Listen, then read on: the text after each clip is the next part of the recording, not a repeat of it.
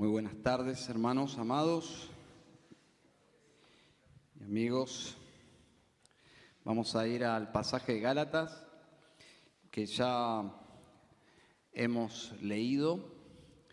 Hay muchas caras conocidas, obviamente primero la familia de aquí en Villa, pero también tenemos visitas, hermanos de Campana, tenemos la familia de la Iglesia Bautista Misionera en Santa Teresita, y la Iglesia Bautista Misionera en Quilmes también, y me estoy olvidando de alguien que no estoy viendo. No se escondan, pero muy bien, ya identifiqué Campana, Santa Teresita y Quilmes. Gracias al Señor por nuestros hermanos que están hoy con nosotros. Les invito a abrir entonces su Biblia en Gálatas 6, 11 al 18. Y estamos en el fin de la carta a los Gálatas. Y ya lo mencioné en otras oportunidades, pero nunca está de más decir que la guerra continúa. No es algo histórico que pasó en el primer siglo. La lucha de Pablo con los judaizantes, con falsos maestros, predicando un falso evangelio, no es un tema del pasado, es un tema que es muy presente. Siempre ha sido la batalla de la iglesia contra estos sujetos. Y Gálatas es una poderosa vacuna. Créanme de todo corazón, Gálatas ha sido una bendición para mi alma. Espero que lo haya sido para ustedes. Pero es una poderosa vacuna contra este poderoso virus que es la falsa doctrina de los judaizantes. Dice el versículo 11, mirad cuán grandes letras os escribo de mi propia mano. ¿Quién escribe? Bueno, capítulo 1, versículo 1, ya identificamos que es Pablo. Pablo se identifica como el autor de esta carta. No tenemos dudas, por lo menos nosotros, pero en el mundo intelectual, el liberalismo sospecha de toda la palabra de Dios. Y alguien señaló, un comentarista dice, si Gálatas no es de Pablo, ninguna carta del Nuevo Testamento es de él, porque ninguna tiene mejor afirmación. Los comentaristas dicen que el tamaño de la letra es por su problema de visión, es decir, Pablo está escribiendo aquí a un tamaño de letra. ¿Cuál sería el tamaño que usamos normalmente en nuestras computadoras? 11, 12, bueno, probablemente esté usando 16, 18. Por cierto, yo tengo problemas en los ojos y uso en mis apuntes 16. Quizás Pablo está escribiendo en 18, no lo sé. Pero algunos dicen que Pablo tenía problemas en su visión. Podría ser. Pablo normalmente usaba un secretario y lo más probable es que aquí también usó un secretario, pero al finalizar la carta quiso dejar su sello de preocupación, de amor, y probablemente tomó allí la pluma y escribió la conclusión en persona, haciendo un gran esfuerzo para intentar resumir, finalizando la carta, lo que ha tratado de compartir en toda la carta. ¿Está bien? Otros opinan que escribió toda la carta dejando de lado la elegancia de la escritura, usando letras grandes, dándole toda la relevancia a la urgencia del mensaje. Es decir, que estas palabras podrían estar indicando, mirad cuán grandes letras os escribo en mi propia mano, hablando de toda la epístola. Bueno, una carta escrita con dolor, con argumentos, retórica, fuerza, con el fin de restaurar la confianza de la iglesia en el evangelio que ellos originalmente escucharon e ingresaron a la fe. Y ahora estaban prestando atención a otro evangelio que los habían perturbado y los habían puesto a los hermanos de Galacia en contra de Pablo. Algo realmente diabólico.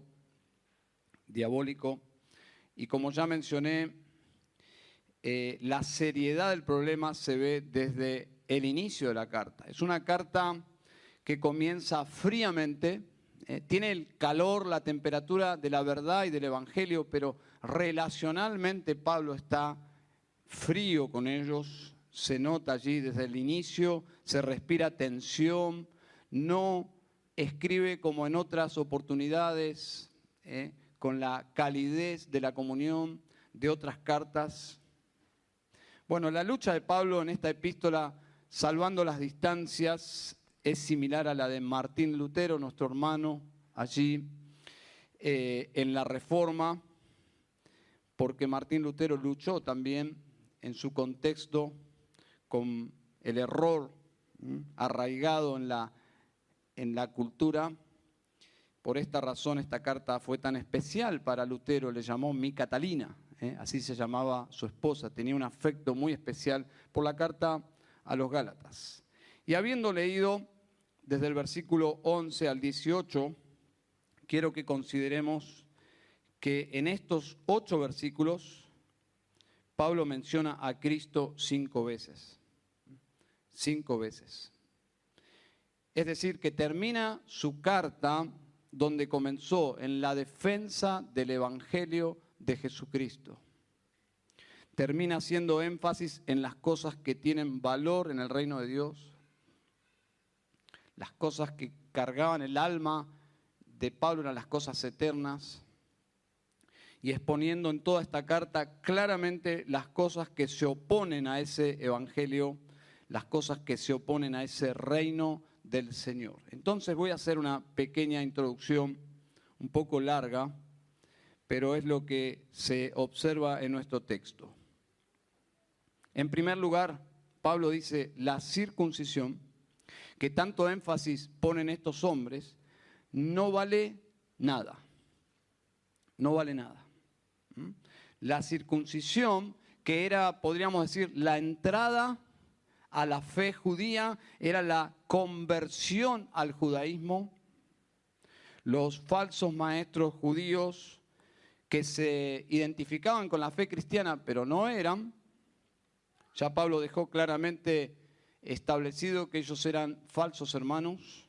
Bueno, estos falsos maestros celebraban esta cirugía física en los hombres no judíos que se convertían al judaísmo como un triunfo espiritual.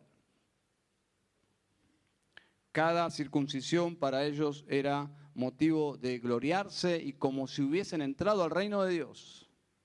Algo realmente grotesco, y así es como Pablo lo va a presentar. Dice allí, para gloriarse en vuestra carne. Es decir, la gloria de estos hombres era esa cirugía en el físico de los hombres que pasaron por la circuncisión. Pablo dice categóricamente en el versículo 15, la circuncisión es nada. Interesante, ¿eh? Lo dice un judío que caminó desde su nacimiento en la ley judía y a los 8 días también pasó por la circuncisión, pero aquí Pablo dice, en nuestro contexto del Evangelio, la circuncisión vale exactamente nada. Nada. Pero agrega, ni la incircuncisión, es decir, están fuera del mapa del reino de Dios. Ellos tratan, hablando de los falsos maestros, tratan de sumar gentiles a su cuenta de seguidores. Tratan de encontrar seguidores y la idea es posicionarse como héroes y guardianes de la ley. Es decir, cada persona que sumaban por medio de esta cirugía eran seguidores y ellos se vanagloriaban de estar conquistando personas gentiles, paganas, para el verdadero reino de Dios. Ellos eran los héroes y guardianes de la ley. Si Moisés mismo vendría a la tierra, se reuniría con estos hombres para felicitarlos. Ese era el concepto que ellos tenían, pero Pablo va a destruir todo esto. Dice Pablo, estos son hombres naturales y egocéntricos que no buscan agradar a Dios. Dice el versículo 12, los que desean agradar en la carne. Los que desean agradar en la carne. Es decir, ellos no tienen desde lo más profundo de sus almas deseos de agradar a Dios. No tienen esa meta en la vida. No tienen ningún interés en ser fieles al Evangelio, mucho menos sufrir por el Evangelio. Dice allí en el versículo 12, simplemente para no ser perseguidos a causa de la cruz de Cristo. Ellos no están dispuestos, ellos han tomado el camino más fácil, que con sus contemporáneos no tendrían ningún tema de discusión. Están en comunión con todos sus paisanos en Jerusalén, en Judea. El problema es con la iglesia del Señor, con el Señor de la iglesia y con Pablo como apóstol de Jesucristo. Ellos no tienen ningún interés de sufrir por causa de la cruz de Cristo, pero observen el contraste en el versículo 17. Dice, de aquí en adelante nadie me cause molestias, porque yo llevo en mi cuerpo las marcas de Jesús. Las marcas de Jesús. Ahí encontramos un contraste. La circuncisión, la marca supuestamente de la ley de Moisés. Pablo dice, yo tengo unas marcas en mi cuerpo, que son las que realmente son de valor en el reino de Dios. Estas marcas no tienen que ver con la circuncisión. Miren mis marcas, son cicatrices. ¿Quién te hizo eso, Pablo? ¿Por qué? Bueno, fueron los golpes, las heridas, los latigazos, que creo que ninguno de los que estamos aquí padecimos jamás ni cerca lo que Pablo vivió. Hemos visto en las películas, en la época de la esclavitud, cómo los esclavos estaban llenos de cicatrices por las torturas de sus amos. Pablo dice, miren mis cicatrices, y le llama a esas cicatrices, porque Pablo sufrió muchas veces ese tipo de abuso físico, dice las marcas de Jesús, no la circuncisión. Eso no, ya lo dijo, no tiene valor alguno, es nada, pero estas marcas sí tienen valor.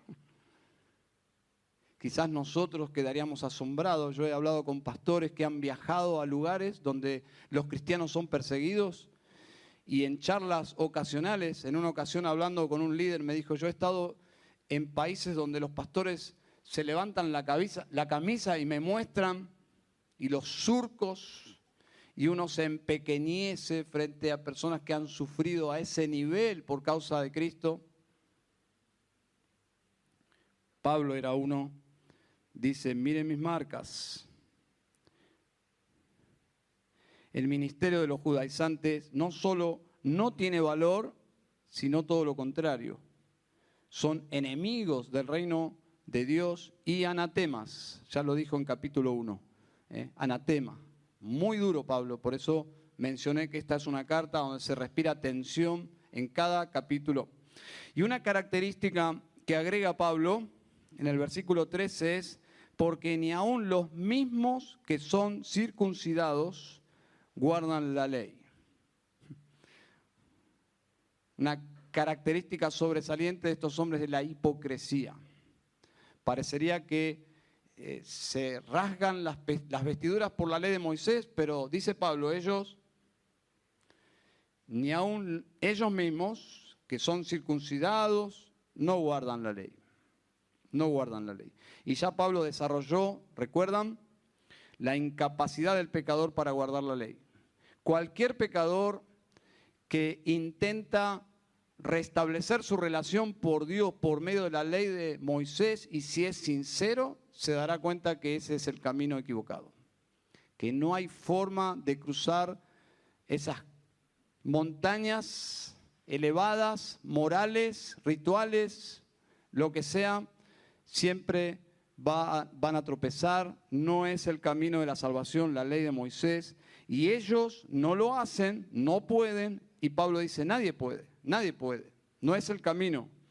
La salvación no es por las obras de la ley, no es por obras, es por Cristo, es por gracia, es un regalo de Dios. Y este es el Evangelio.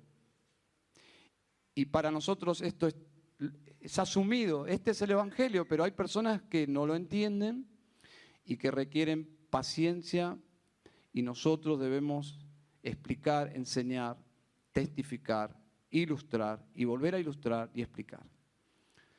Hoy el Señor me regaló una posibilidad preciosa de sentarme con mi vecina, que es una abuelita de muchos años, y nos sentamos en un lugar estratégico, el sol nos daba en la cara, y estábamos los dos charlando allí, y me permitió explicarle desde Génesis, Apocalipsis, el Evangelio. Qué precioso es el Evangelio, ¿no? Qué emocionante es explicar el Evangelio, ¿no? La gracia de Dios en el Evangelio no es por obras. No tiene absolutamente nada que ver con lo que nosotros podemos hacer por Él. El Evangelio es lo que Él hizo por nosotros. Ese es el Evangelio. Entonces, ahora Pablo, sí, después de esta breve introducción, Pablo va a explicar qué tiene valor. Bueno, en primer lugar, la cruz de Cristo. La cruz de Cristo. Si tiene un resaltador color verde, amarillo, subraya allí la cruz de Cristo.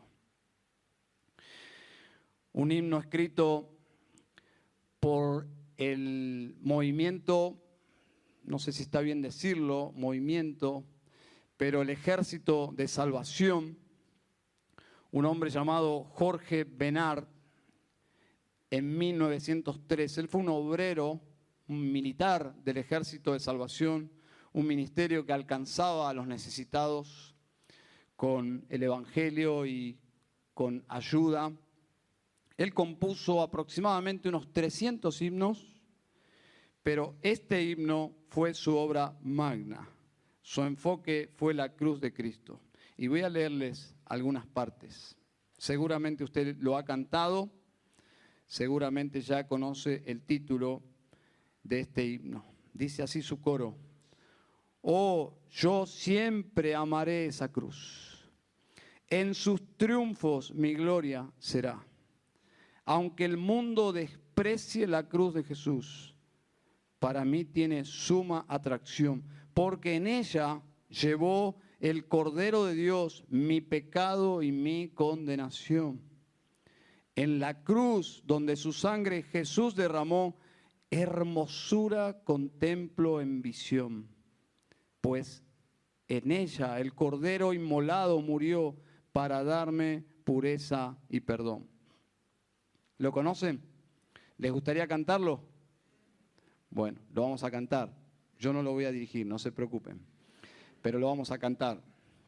Versículo 14 dice: pero jamás acontezca que yo me gloríe, sino en la cruz de nuestro Señor Jesucristo.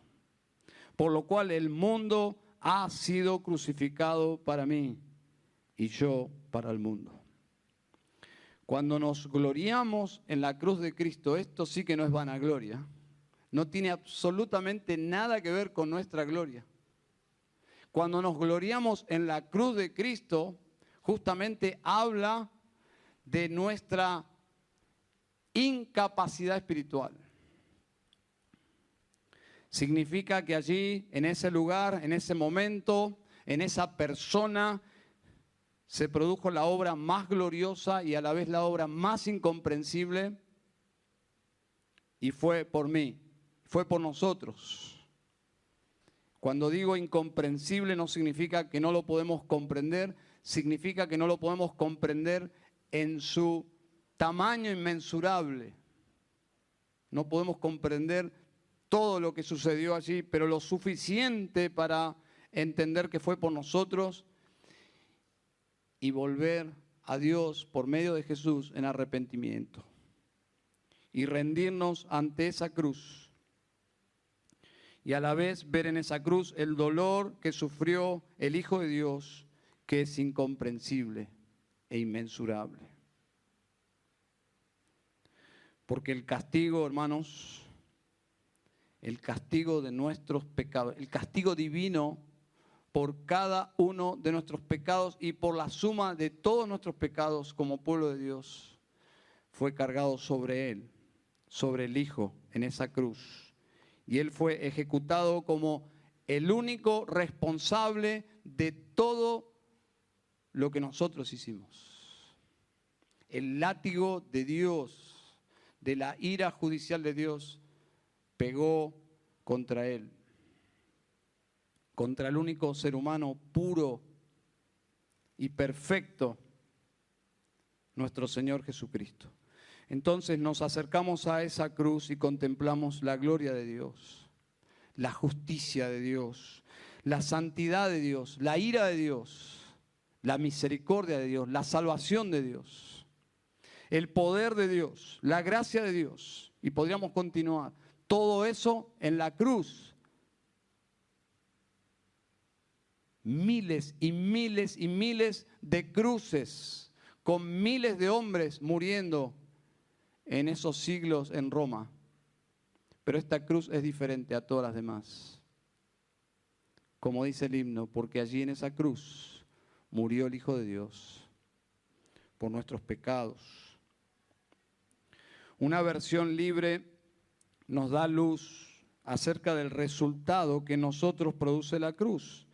Dice este mismo versículo en una versión un poco parafraseada, dice: en cuanto a mí, que nunca me jacte de otra cosa que no sea la cruz de nuestro Señor Jesucristo.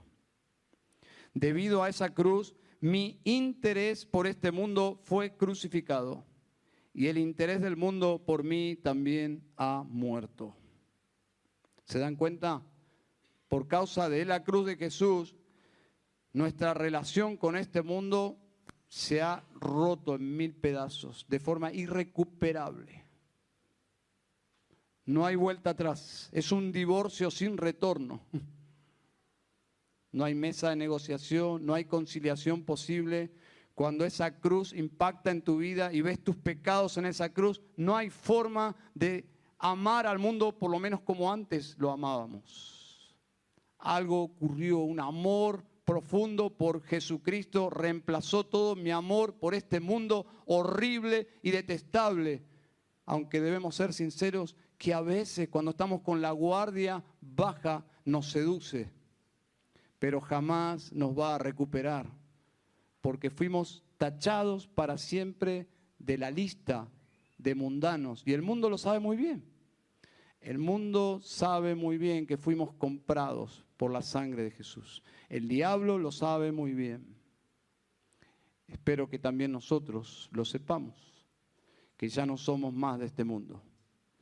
Ya nuestra relación con el mundo, dice Pablo, se destruyó. En Juan 17:14 Jesús anticipa este divorcio con el mundo en los suyos y dice Jesús al Padre en oración: yo les he dado tu palabra y el mundo los aborreció porque no son del mundo, como tampoco yo soy del mundo.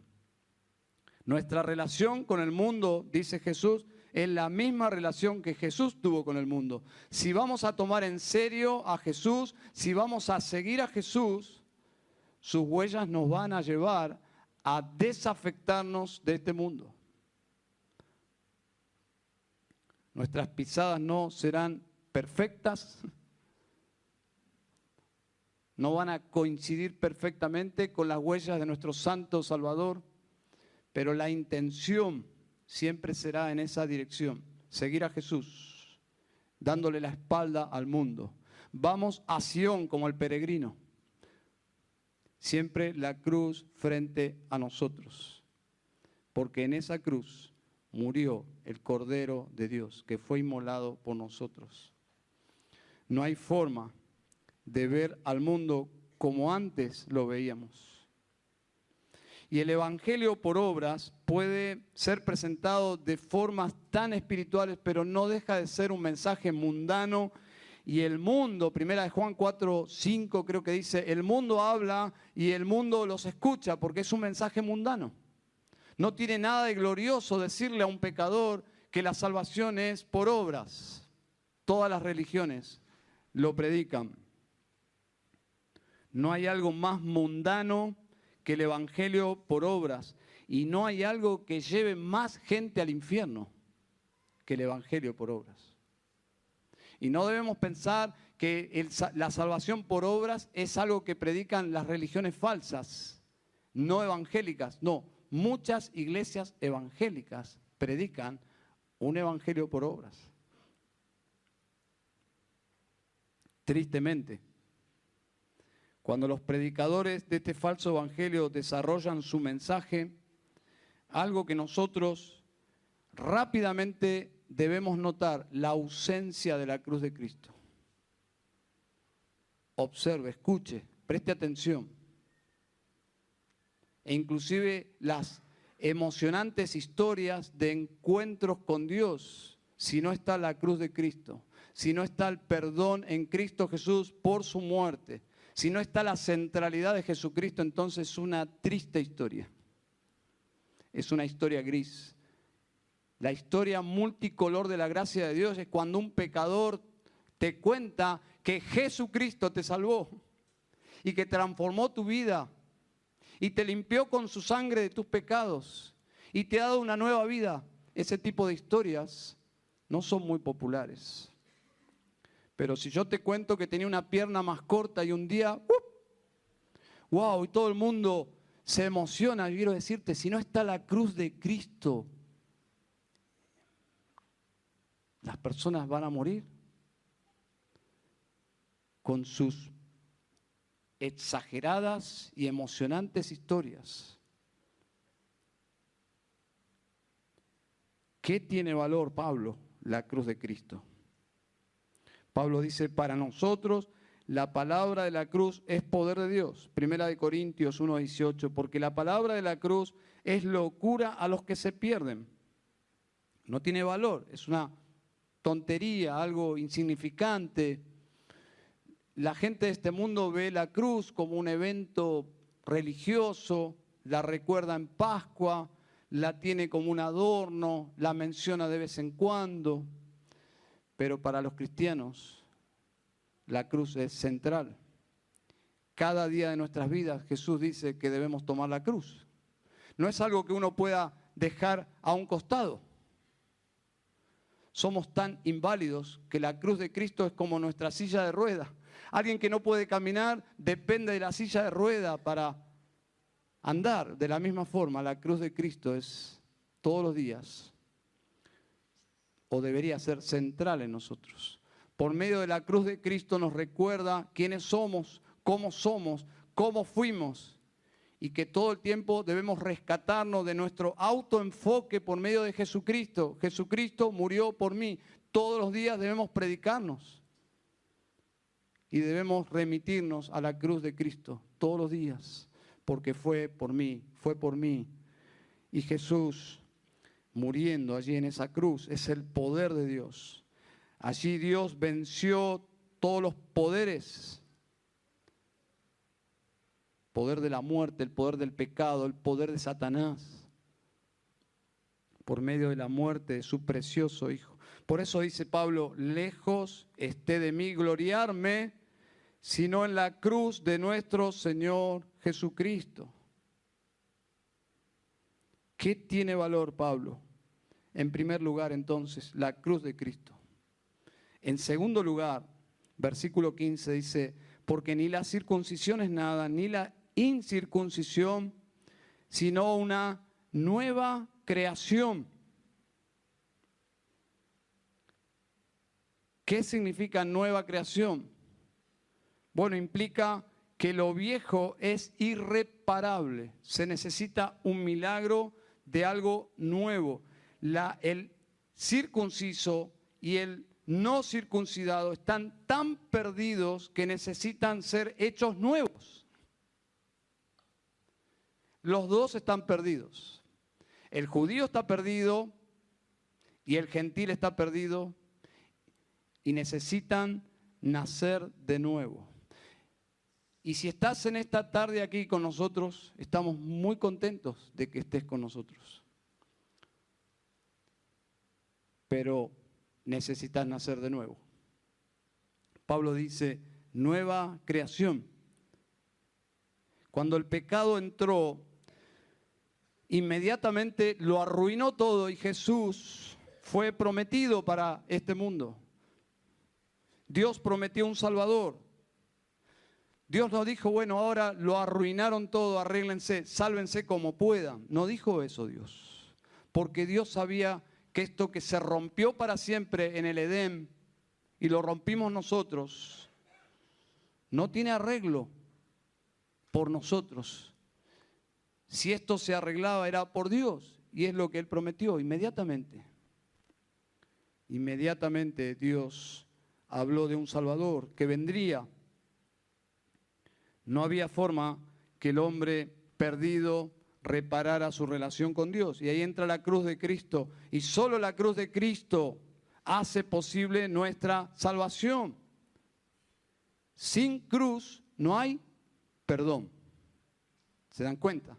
La centralidad y el valor de la cruz en el Evangelio. Sin cruz no hay perdón. Separar a Jesús de la cruz es desactivar el poder de Dios, porque sin cruz no hay salvación.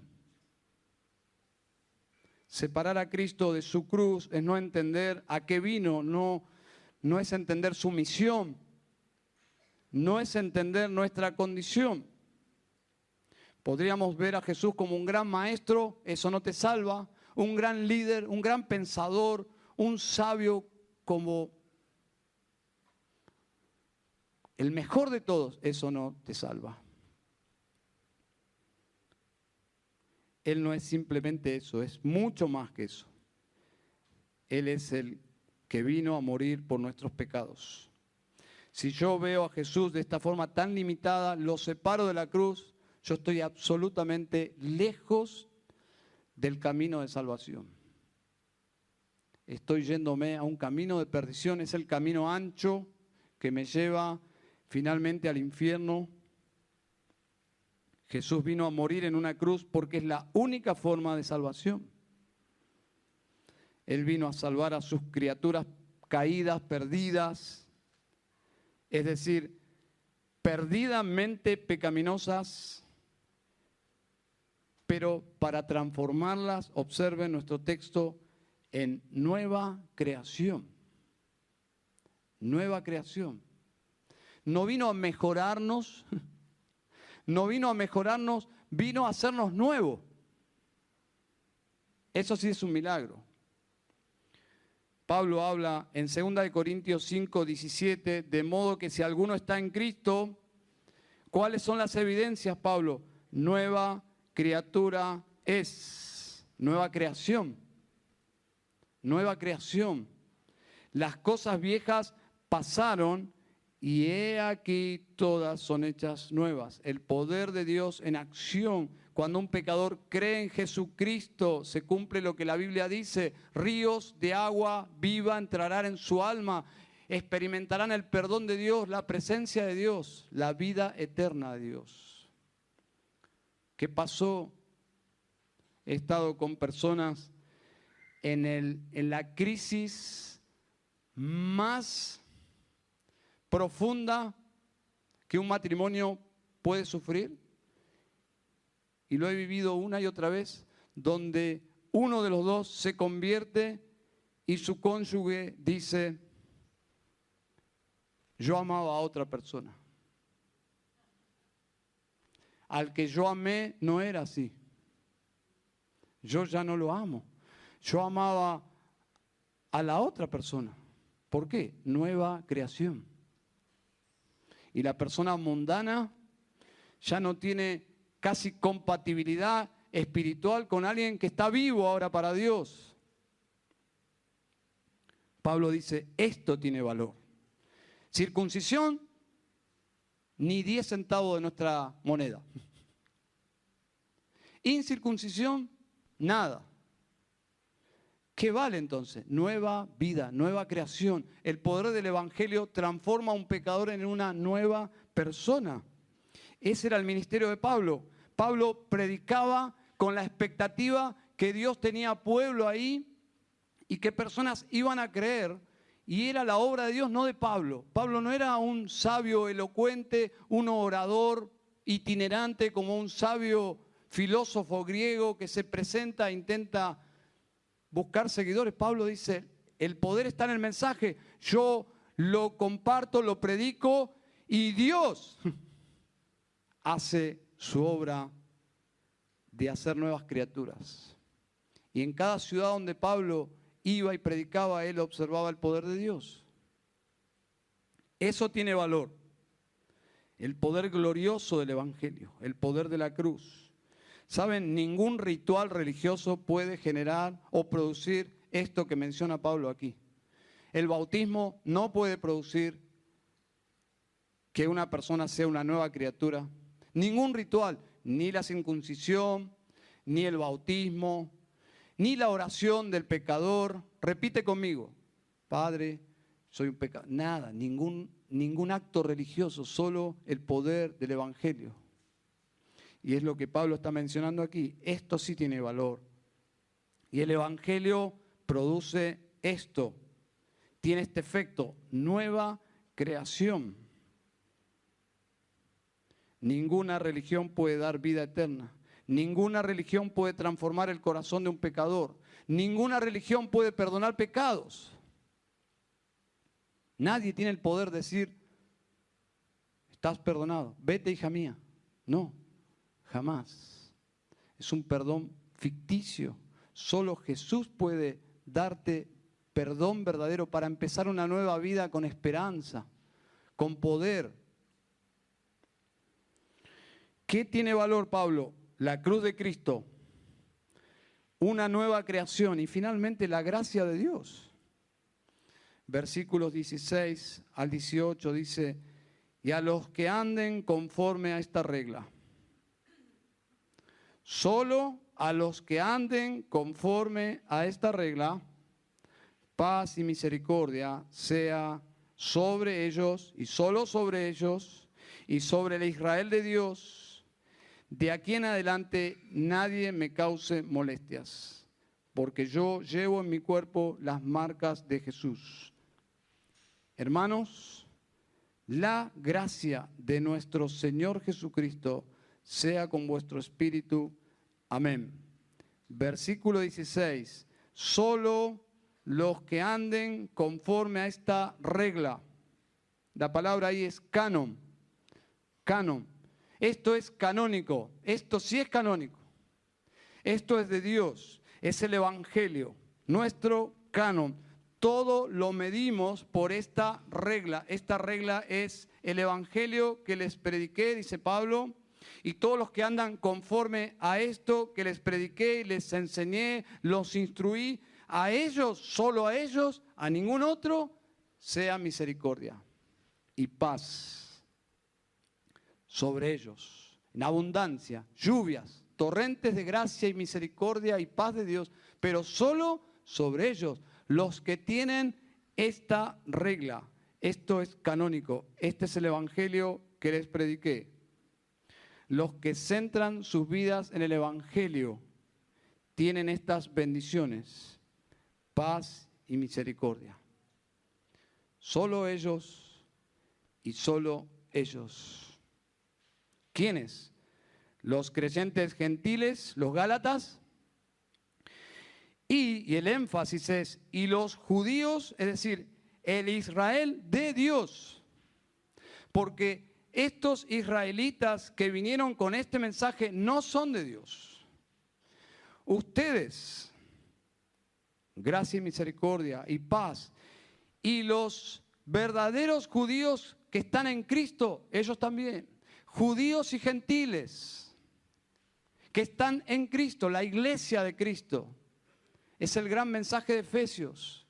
Ya no hay separación, no es que Dios ama más a uno, no, la pared intermedia fue destruida, es un nuevo pueblo que se llama el pueblo de Dios, la iglesia. Dice, cualquier persona gentil o judío que viven según esta regla, pero estos falsos maestros son Israel, pero no el Israel de Dios.